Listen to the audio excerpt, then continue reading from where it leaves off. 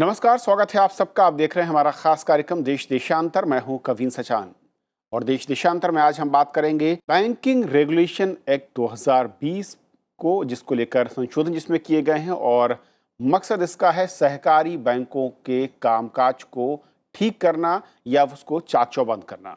क्या ये विधेयक है? क्या इसके प्रावधान हैं?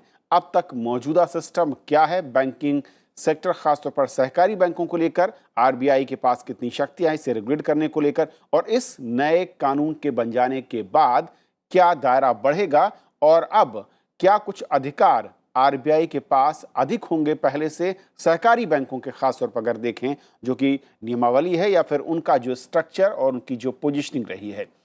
हमारे साथ तीन बेहद खास मेहमान हैं। अशोक कुमार झा साहब हमारे साथ हैं, former finance secretary government of India. Sir, स्वागत है आपका। हमारे साथ चक्षु राय हैं, हेड ऑफ आउटरीच कार्यक्रम पीआरएस। सर, स्वागत है। और वेद कुमार जैन साहब हैं, former president the institute of chartered accountant. Sir, बहुत बहुत स्वागत है आपका। शुरुआत चक्षु सर आपसे ही कि ये जो भारतीय रिजर्व बैंक के अधीन मैं कहूँ या इसके दायरे में लाने के लिए सहकारी बैंकों को, और जैसा कि वित्त मंत्री ने कहा भी जब इसे रखा गया संसद में कि बहुत ज़्यादा अनियमितताओं की खबरें आ रही थी, कई सारे लूप होल्स थे और उसे एक ज़्यादा बेटर फंक्शनिंग और उसकी निगरानी के लिए ये बहुत ज़रूरी था। क्या है ये बेसिकली पूरा का पूरा कानून और क्या इसका दायरा है? कविंद्र जी, ये जो कानून है इसकी शुरुआत अभी नहीं हुई है।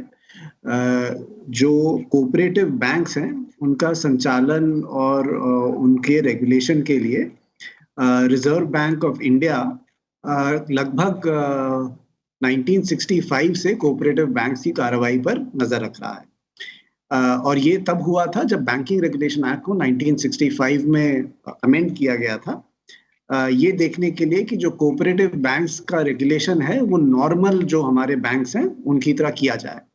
बट उसमें जो आरबीआई जितनी सारी चीजें नॉर्मल कमर्शियल बैंक्स के को देखने के लिए करता है कि वो सॉलिड है कि नहीं है, वो सारी चीजें कोऑपरेटिव बैंक्स पर एक्सटेंड नहीं करी गई थी। तो पहली चीज तो ये मैं आपके दर्शकों को थोड़ा सा ये भी बता दूं कि ये कोऑपरेटिव बैंक्स क्या हैं और लगभग इनके आंकड़े क्या हैं। तो कोऑपरेटिव बैंक वो बैंक होते हैं जो कि कोऑपरेटिव सोसाइटी की तरह स्टेट्स में जो कोऑपरेटिव सोसाइटीज का लॉ होता है उसके अंदर सेटअप किए जाते हैं और इसमें मेंबर्स होते हैं कोऑपरेटिव सोसाइटी के। देश में लगभग 1500 अर्बन कोऑपरेटिव बैंक हैं, जिसमें से कि 75% कोऑपरेटिव बैंक महाराष्ट्र, कर्नाटका, गुजरात, तमिलनाडु और उत्तर प्रदेश जैसे राज्यों में है। लगभग ये आंकड़े थोड़े से पुराने हैं, बट लगभग 5 लाख करोड़ के आसपास इन कोऑपरेटिव बैंक्स में डिपॉजिट है लोगों का। ये बैंक लगभग 3 लाख करोड़ का ऋण लोगों को देते हैं। और ये जो ऋण है इसमें से 90% ऋण ऐसे लोगों को जाता है जो जिनकी जरूरत 5 लाख रुपए से कम की है, तो 5 लाख रुपए से कम का ऋण लोगों को जाता है। ये urban cooperative banks priority sector में काफी सारा लेंड करते हैं, तो चाहे वो एग्रीकल्चर हो चाहे हाउसिंग लोन हो। और इन बैंक्स का पर्पस भी थोड़ा सा ये है कि बैंकिंग सेवाओं को और बैंकिंग सुविधाओं को किस तरह से लोगों के पास ले जाया जा सके। और मोटे तौर पर अगर मैं चक्षु कहूँ कि जिस तरीके से जो फंक्शनिंग है उसमें क्या मेजर बदलाव इस बिल के जरिए प्रभावी हो पाएंगे जब ये कानून की शक्ल में हमारे सामने होगा? जी जी, कभी तो इसमें 2-3 चीजें करी गई हैं। अब जैसे कि अगर मैं आपको 2 उदाहरण दूं, जैसे कि अगर हम नॉर्मल बैंक्स की फंक्शनिंग देखें तो वहां पे जो चेयरमैन की जो रिक्वायरमेंट होती है वो एक स्पेसिफाई करी जाती है कि मान लीजिए कि जो चेयरमैन बैंक का होता है उसको इंसॉल्वेंट नहीं होना चाहिए, उसको कभी कन्विक्ट नहीं होना चाहिए किसी क्राइम के केस के अंदर। और वो आरबीआई को भी एक पावर होती है कि उस चेयरमैन को अगर हटा सके, अगर वो चेयरमैन आरबीआई को लगता है फिट और प्रॉपर नहीं है। तो ये चीजें कोऑपरेटिव बैंक के लिए नहीं थी, और जो कि ये कानून अब इस कोऑपरेटिव बैंक्स के ऊपर ये आरबीआई का ये इम्प्लीमेंट करेगा। दूसरी चीज है बोर्ड ऑफ डायरेक्टर्स। तो ये कानून ये भी करेगा कि अब जो 51% है बोर्ड ऑफ डायरेक्टर्स के मेंबर्स, उनके पास स्पेशलाइज्ड एक्सपीरियंस होना चाहिए बैंकिंग का, अकाउंटेंसी का, इकोनॉमिक्स का, लॉ का, ताकि वो जो बैंक है उसको ठीक से चला सके। और ये भी इस कानून के अंदर पावर है कि जो आरबीआई है वो स्टेट्स के साथ मिलके अगर बोर्ड ऑफ डायरेक्टर्स को सुपरसीड करना हो, अगर उनके ऊपर जाना हो बोर्ड ऑफ डायरेक्टर्स को, तो वो भी आरबीआई कर सकता है। और ऑडिट, कोऑपरेटिव बैंक्स की ऑडिट को लेके, उनकी वाइंडिंग अप को लेके भी थोड़े से इस कानून के अंदर प्रावधान है। आइडिया ये है कि इस कानून के आने के बाद, जब ये कानून संसद से पारित होगा, तब आरबीआई को कोऑपरेटिव बैंक्स की फंक्शनिंग का ज्यादा मालूमात रहेगी कि वो कैसे काम कर रहे हैं, और आरबीआई उन्हें ज्यादा अच्छी तरह से रेगुलेट कर पाएगा। अच्छा सर, क्योंकि दो पहलू हैं इस, अगर मैं कहूं कि बैंकिंग रेगुलेशन अमेंडमेंट एक्ट 2020 जो है, पहला ये है कि स्ट्रक्चरिंग जो है कोऑपरेटिव बैंक्स की, उसको ज़्यादा चाक चौबंद करना, उसको ज़्यादा स्ट्रीमलाइन करने की कोशिश करना, और उसके तहत कुछ अधिकार आरबीआई को, जैसे कि मैं इसके रूल्स को देख पा रहा हूँ। अभी तक जो एक बड़ी वजह या बड़ी चिंता थी कि इसमें स्टेट कोऑपरेटिव जो हैं, वहाँ पर स्टेट का काफ़ी रोल रहता है, वहाँ के लोग या फिर पॉलिटिकल सिस्टम का भी, और शायद इसीलिए कुछ लोगों ने इसकी आशंका भी जाहिर की कि ये कहीं स्टेट की जो पावर है उसको कर्टेल तो नहीं करेगा। आपके नज़रिए से जो फंक्शनिंग में आरबीआई की भूमिका को बढ़ाना सहकारी बैंकों में, वो कितना ज़रूरी या गैर ज़रूरी है, और इसका इम्पैक्ट सहकारी बैंकों के गवर्नेंस सिस्टम पर किस तरीके से?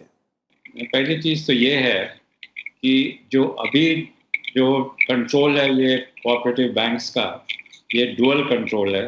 कुछ सब्जेक्ट्स हैं आरबीआई का सुपरविजन के अंडर, और कुछ एरियाज हैं जो कि state government through the RCS के अंदर है।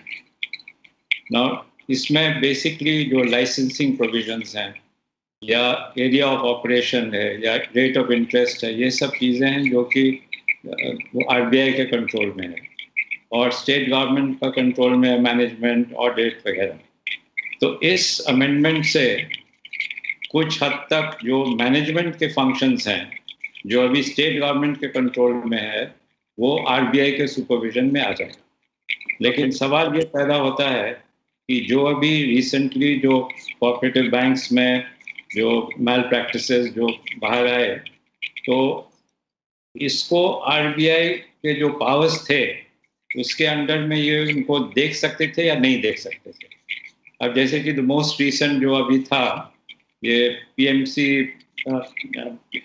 बैंक का, पंजाब महाराष्ट्र बैंक का, जिसमें कि इरेगुलर लेंडिंग हुआ। चेयरमैन साहब को काफ़ी थ्रू कंपनी रियल एस्टेट में ऑलमोस्ट 50% डिपॉजिट उनको लोन उनको दिया गया। तो ये सवाल ये पैदा होता है कि ये RBI could it not check it on its own, जो उनके पास थे उनके पास, क्योंकि ये जो ऑपरेशन एक्टिविटीज़ हैं, this falls under the purview even now before this amendment with the RBI.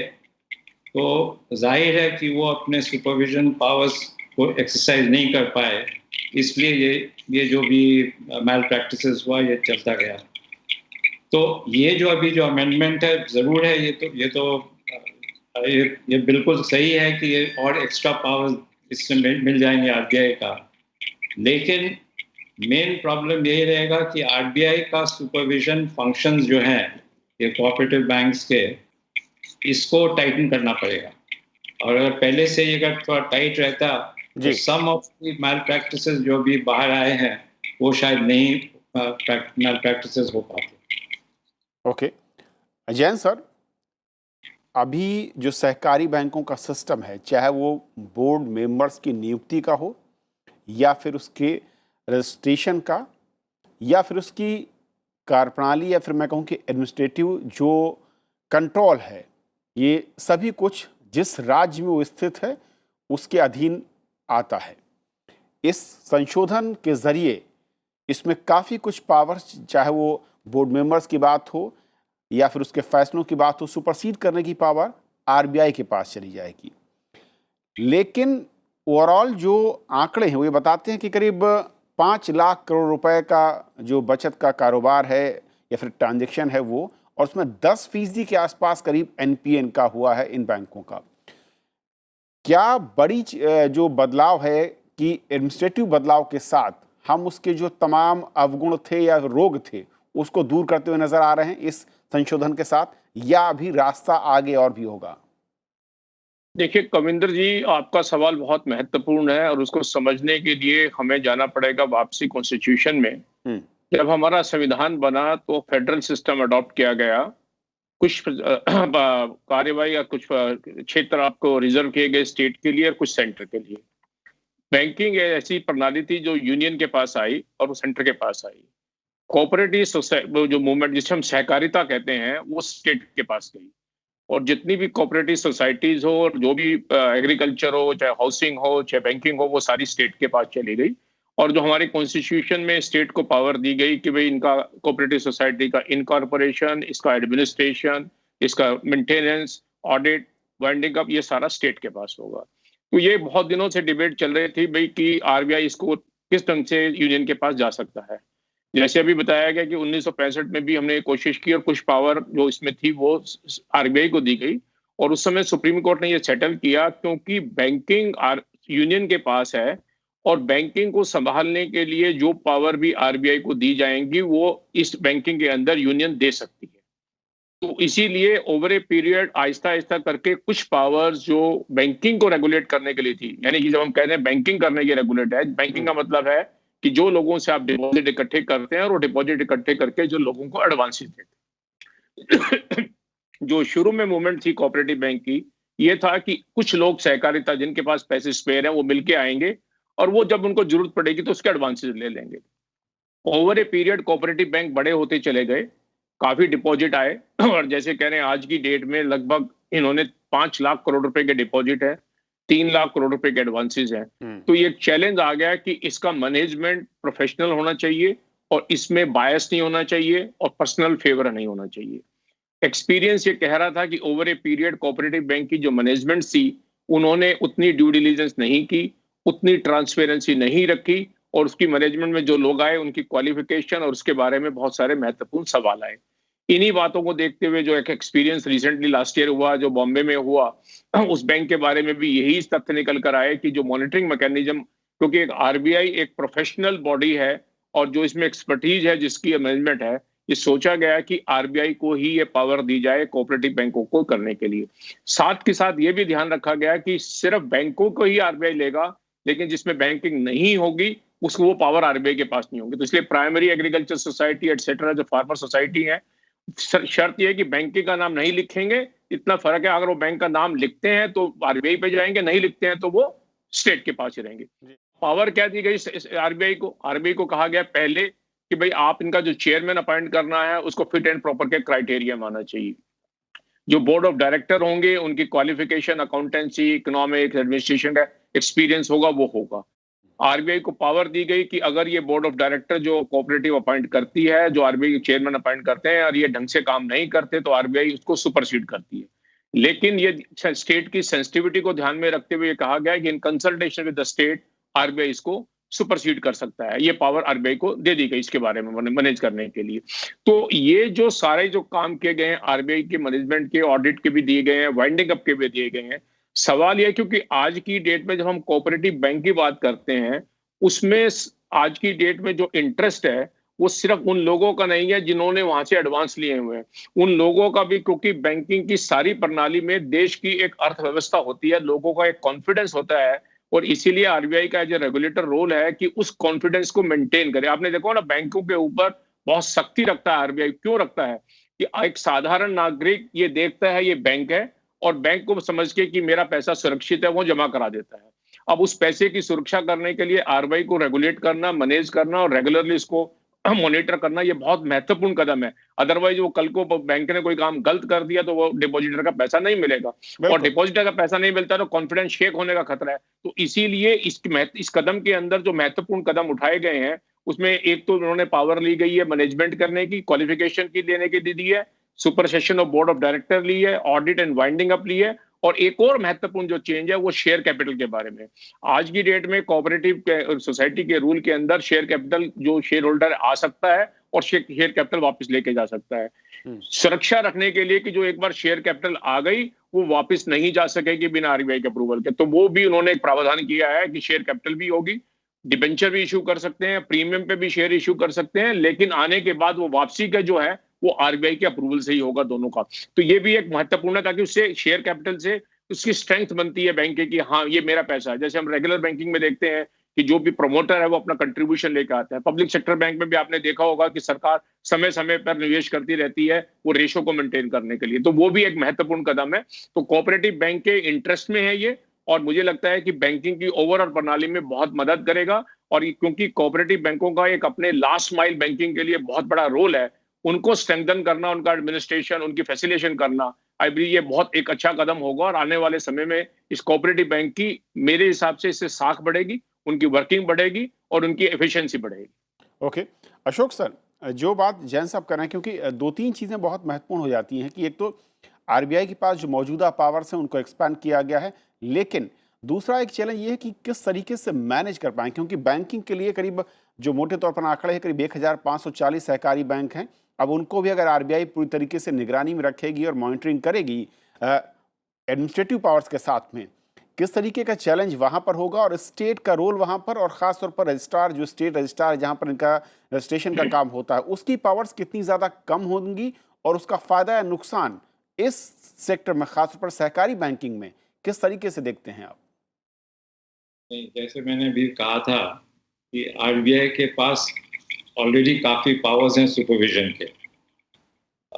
ये है ज़रूर कि उनके पास एडमिनिस्ट्रेटिव पावर्स नहीं है कि चेयरमैन को कौन बनेगा चेयरमैन, उसको कैसे हटाया जाएगा वगैरह पावर्स नहीं है, लेकिन बैंकिंग ऑपरेशंस सुपरवाइज करने के काफ़ी पावर्स हैं अभी भी। और इनफैक्ट आरबीआई में एक डिपार्टमेंट है अर्बन बैंक्स डिपार्टमेंट, जो कि ये सारा जो कोऑपरेटिव बैंक्स हैं, अर्बन बैंक्स हैं, उनका सुपरविजन उनके हाथ में। और आरबीआई के जो एक डिप्टी गवर्नर थे पहले 2012 में, उन्होंने रिपोर्ट में ये भी लिखा था उसी समय 2012 में कि ये डिपार्टमेंट तो है अर्बन बैंक्स डिपार्टमेंट, लेकिन इनके पास एडिक्वेट स्किल्स नहीं है to carry out the supervision activities. तो अगर हम नया पावर्स, तो अच्छा है कि उनको नया पावर्स मिल गया, वो उसको यूटिलाइज कर सकते हैं, लेकिन मेरा मानना ये है कि वो unless they strengthen that department, तो ये पावर्स लेने से कोई खास फायदा नहीं होगा, because you have to, powers तो हैं उनके पास ऑलरेडी और वो पावर्स उन्होंने फुल यूटिलाइज नहीं कर पाए, इसीलिए जो भी अभी थोड़ा बहुत स्कैम्स हुए हैं अर्बन कोऑपरेटिव बैंक्स में, इसी वजह से हुए। तो मेरा संक्षेप में मैं ये कहना चाहता हूँ कि it is necessary of course, ये पावर्स जो भी नए पावर्स उनको आए हैं, एडमिनिस्ट्रेटिव पावर्स आए हैं, these are useful, but they will not be useful for banking operations जब तक कि ये आरबीआई में जो सुपरविजरी जो उनके जो ये डिपार्टमेंट है, unless that is strengthened and that is adequately skilled. Okay Chakshu ji, क्योंकि मैं कई सारी जो गैर सरकारी रिपोर्ट्स बैंकिंग सेक्टर खासतौर पर सहकारी बैंकों को लेकर आई थी, जब इस अमेंडमेंट की बात हो रही थी और संसद में इस पर चर्चा भी उससे पहले, उसमें कहा गया कि प्रोफेशनल अप्रोच और एफिशिएंसी की कमी और दूसरा राजनीतिक दखलंदाजी का होना, ये इस सहकारी बैंकिंग सेक्टर के सबसे बड़े रोग थे। जो रूलिंग्स आएंगी वो अलग है, लेकिन जो मोटे तौर पर ये विधेयक, ये कानून बनता दिख रहा है, उसमें जो प्रावधान है उसमें कितना इन चीज़ों का ख्याल रखा गया है, और क्या इसके बारे में कोई बहुत ही स्पष्ट ब्लैक एंड वाइट मैं कहूँ कि लाइन खींची गई है, या फिर कुछ अभी इंतज़ार करना होगा? कविंद्र जी, आपने जिन रिपोर्टों का उल्लेख किया, आरबीआई झा साहब भी एक रिपोर्ट का उल्लेख कर रहे थे कि आरबीआई ने कोऑपरेटिव बैंक्स की फंक्शनिंग को कई बार इवैल्यूएट किया है। और उस इवैल्यूएशन में 2-3 चीजें बाहर निकल के आई हैं। एक है प्रोफेशनल मैनेजमेंट, जिसकी जहां साहब ने बात करी। एक है लैक ऑफ कैपिटल, जिसकी जैन साहब बात कर रहे थे, और एक है कि जो कोऑपरेटिव बैंक्स की ओवरसाइट मैकेनिज्म है, ऑडिट ठीक से हो रही है कि नहीं हो रही, मैनेजमेंट ठीक है कि नहीं है। ये 3 चीजें आरबीआई ने अपनी रिपोर्टों में कहा है कि इससे जो कोऑपरेटिव बैंक्स हैं उनकी परफॉर्मेंस उतनी अच्छी नहीं हो पा रही है। जैन साहब ने काफी विस्तार से बताया कि किस तरह से कोऑपरेटिव बैंक्स अब ज्यादा कैपिटल उठा पाएंगे शेयर्स और डिबेंचर्स को इशू करके। अब आरबीआई के पास इस बिल के पास होने के बाद पावर आ गई है कि कौन कोऑपरेटिव बैंक्स को ऑडिट करेगा और उसकी क्वालिफिकेशन क्या होगी वो आरबीआई देख सकता है। आरबीआई एक स्पेशल ऑडिट भी ऑर्डर कर सकता है कोऑपरेटिव बैंक की, अगर वो चाहे तो एक वो ऑडिट की पावर भी आ गई है। और तीसरी बात जो कि हमने शुरू में डिस्कस करी थी कि जो हेड ऑफ द बैंक होगा, जो बॉडी उस पूरे बैंक का संचालन करेगी, उसे दिशा देगी, वो है उसके बोर्ड ऑफ डायरेक्टर्स और उसका चेयरमैन। तो क्या वो कॉम्पिटेंट होंगे, क्या उनके पास वो सारी एबिलिटीज होंगी जिससे वो प्रॉपर्ली बैंक को चला सकें। तो इसका ध्यान रखने के लिए आरबीआई ने ये कहा है कि भाई उनकी क्वालिफिकेशंस और कमर्शियल बैंक के चेयरमैन और डायरेक्टर्स की क्वालिफिकेशन लगभग सिमिलर रहेंगी। तो इससे ये हो जाएगा कि cooperative banks almost commercial banks की तरह रन करेंगे इस कानून के पास होने के बाद, बट फिर भी वो लोगों के ज्यादा करीब रहेंगे। जो रजिस्ट्रार ऑफ कोऑपरेटिव सोसाइटीज है उसकी फिर भी थोड़ी बहुत उनके ऊपर सुपरविजन रहेगी और आरबीआई की जो सुपरविजन है वो और बढ़ जाएगी। मैं एक थोड़ी सी चीज स्ट्रेस करना चाहूंगा जो कि झा साहब भी कह रहे थे जी। और वो स्ट्रेस इस चीज पर है कि जब आरबीआई अभी भी कोऑपरेटिव बैंक्स की निगरानी करता है, बट अब आरबीआई की निगरानी का दायरा और भी बढ़ जाएगा। अब जब इस निगरानी का दायरा बढ़ जाएगा तो उसको 2 तरह की जरूरतें पड़ेंगी आरबीआई के पास। एक, प्रोफेशनली कॉम्पिटेंट लोग, और हो सकता है थोड़े और लोगों की जरूरत पड़े क्योंकि काम बढ़ गया है।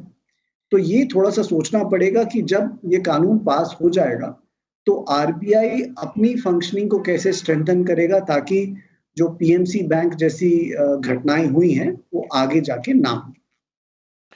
जैन सर, जो 2 चीज़ें मैं समझना चाहूँगा सिस्टम में, ख़ासतौर पर जब बैंकिंग सिस्टम की बात करते हैं, और यहाँ पर अगर हम सहकारी बैंकों की बात करें, ऑडिट सिस्टम और बोर्ड ऑफ डायरेक्टर्स, ये दोनों कितने क्रूशियल माने जाते हैं टूल्स, और अब तक जो टूल है ये दोनों किस तरीके से मिसयूज़ हुए हैं, और इन नए कानून जब ये बन जाएगा और अमल में आ जाएगा उसके बाद क्या कितना बड़ा फर्क इन्हीं दोनों टूल के जरिए हम इस सेक्टर में देख पाएंगे?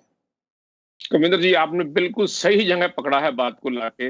ये दोनों ही चीजें महत्वपूर्ण हैं। जैसे मैंने शुरू में कहा, सहकारिता में ये था कि लोग मिलजुल के खुद ही लोग अपने आप में इकट्ठे हों, अपना ही पैसा लाके अपने ही तरह से लगा के अपना मैनेजमेंट करें। ये एक बेसिक प्रिंसिपल है कोऑपरेटिव का। लेकिन जब वो कोऑपरेटिव बड़ी हो जाए और एक ऐसी संस्था बन जाए जिसमें कि पब्लिक का इंटरेस्ट भी थोड़ा सा आना लगे, क्योंकि बैंकिंग आ रही है उसमें, तो स्वाभाविक है कि उसको चलाने के लिए उन लोगों का होना जरूरी है जिनके पास नेसेसरी नॉलेज है, एक्सपर्टीज है और जो अनबायस्ड है। तो इसलिए इसमें जो सबसे पहला कदम उठाया गया, जैसे अभी चक्षु साहब कह रहे थे, कि वो यही था बिल्कुल कि भाई प्रोफेशनलिज्म लाने के लिए। अब देखिए, मैं आप अपना घर का बजट है और घर की व्यवस्था आप खुद चला सकते हैं। आप एक रेजिडेंट वेलफेयर एसोसिएशन होती है तो 25-30 लोग मिलकर चला लेते हैं, लेकिन एक शहर की व्यवस्था में आप चलाएंगे तो ज्यादा लोग होंगे, तो आपके पास अनुभव होना चाहिए, आपके पास क्वालिफिकेशन होनी चाहिए, नॉलेज होनी चाहिए। तो जब आपका एक कोऑपरेटिव बैंक बन गया, जिसकी कि आज की डेट में कोई अच्छी बड़ी संस्था बन गई है, तो उसको चलाने के लिए उसके चेयरमैन की अच्छी क्वालिफिकेशन होनी चाहिए। इसीलिए 51% बोर्ड ऑफ डायरेक्टर ऐसे होने चाहिए जिनकी अकाउंटिंग की, जिनके लॉ की और उसकी एडमिनिस्ट्रेशन की, इकोनॉमिक्स की अच्छी एक्सपर्टीज हो। आरबीआई ने कहा कि उन्हीं की अपॉइंटमेंट होगी, तो लोग एक स्वाभाविक है प्रोफेशनलिज्म आएगा उसके चलाने में।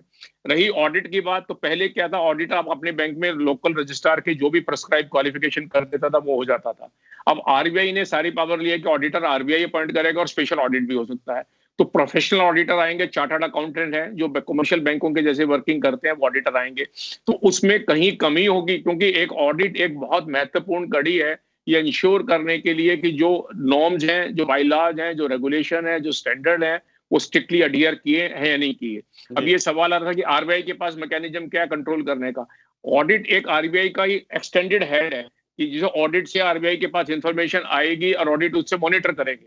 और आपको पता है बैंकिंग में जो ऑडिट होकर जो रिपोर्ट आती है, आरबीआई इसको एग्जामिन करता है, जिसमें कोई ऐसे फीचर आएंगे जो ऑडिटर ने एक्सप्लेन किए हैं, जो पॉइंट आउट किए हैं, आरबीआई इसके ऊपर कार्रवाई करेगा। तो ये जो मैनेजमेंट की इंप्रूवमेंट है, जिससे कि डायरेक्टर और chairman, audit including special audit, और जो कैपिटलाइजेशन ऑफ बैंक, क्योंकि अल्टीमेटली आप बैंकिंग में फाइनेंस करते हैं, पैसा इकट्ठा करके आप देते हैं, तो लोगों की सिक्योरिटी प्रोवाइड करने के लिए आपके पास अच्छी वित्तीय साधन होने चाहिए, शेयर कैपिटल होनी चाहिए, और आपके पास डिबेंचर लोन होना चाहिए।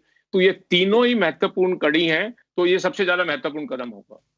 चलिए सर, बहुत बहुत शुक्रिया आप तीनों मेहमानों का हमारे साथ इस बेहद महत्वपूर्ण अहम मसले पर चर्चा करने के लिए और समझाने के लिए। असल में जो बैंकिंग में जो अमेंडमेंट बिल है, और हालांकि इसे अध्यादेश के जरिए सरकार ने लागू किया था और अब संसद में कानून पास कराकर इसे अमली जामा पहनाया जा रहा है। इसके फायदे क्या हैं, इसकी ज़रूरत क्या है, और इस संशोधन के बाद किस तरीके की शक्तियां आरबीआई के पास पहुंचेंगी और सहकारी बैंकों के लिए क्या बदलने जा रहा है। आज फिलहाल इतना ही। नमस्कार।